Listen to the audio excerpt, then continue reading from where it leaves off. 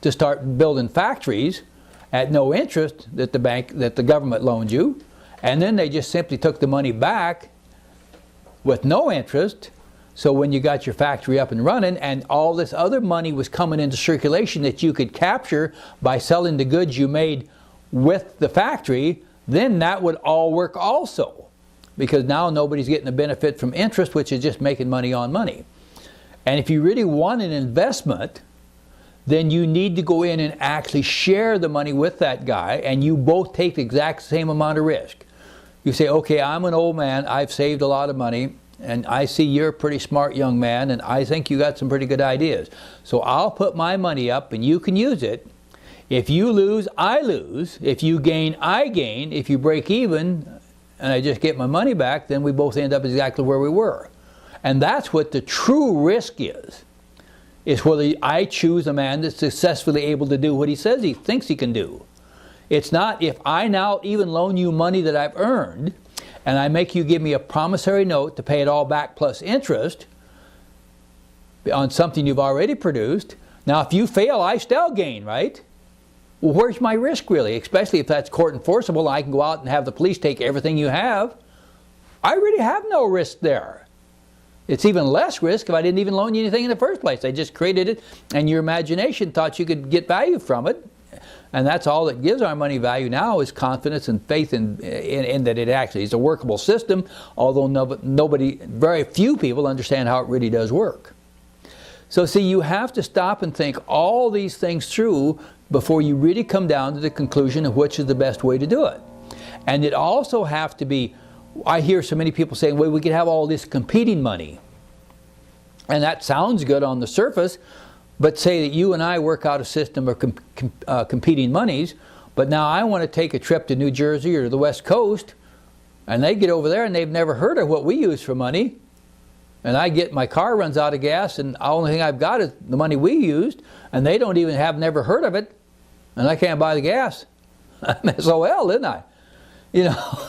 So we have to have one thing you have to have in a money system is uniformity, at least inside that country. You know, it don't make any difference where I travel inside my country. My money is the same, and it has the exact same value in every store. And you can only do that. And the people say, well, you can't have a government have a monopoly over it. Well, they really don't. If it's created on the production of the people, there is no monopoly. They're not giving a few people down here at Washington the right to say how much money there is and isn't. See, there again, they relate that to the concept of banking, where the banker does decide that. And he decides it, maybe it's a monopoly, maybe not. Because if you can only get the money borrowed from him, then he gets to decide who gets it and who doesn't, right? Even if it's the same money all over and all the banks are doing it individually like they are doing now, he still gets to decide.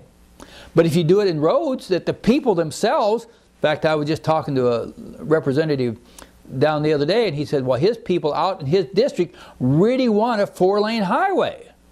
And if you go to western Minnesota, you'll really see what we mean. Because there's too much traffic for the 2-lane highways. You can't even pass for miles and miles on end. Even if you get behind a slow truck or a guy driving the tractor down the road, you can't pass him until he gets off the road. Well, see, if they had a 4-lane, then you would have enough road to maintain that traffic. And he wants it bad, but of course we don't have enough money to do it. Well, if we created the money to do that based upon these people's needs in that district, then you wouldn't have any central control. You might have central issuance of the money, but you wouldn't have any central control of how it got, how much, and where it went. And that's another key important thing that we have to talk about. I was just agreeing.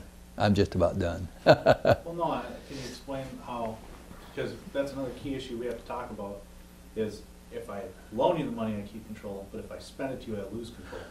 Okay, now see, that's another thing we really need to think about, because if no matter who it is, the government or anything, or the banks, if they loan you the money, then there's always an obligation to pay back. So there's always an element of control on that money after it's even changed hands. But if I spend money to you, the total control chain is broken completely, isn't it? Because once I spend it to you, I have no way to get it back. I have no control over you, because now the total ownership of the money went from one person to the other. But with a loan, that's not true. When I loan you something, I keep ownership and control. You get to use the object, but I still own it. You still have to return it, right?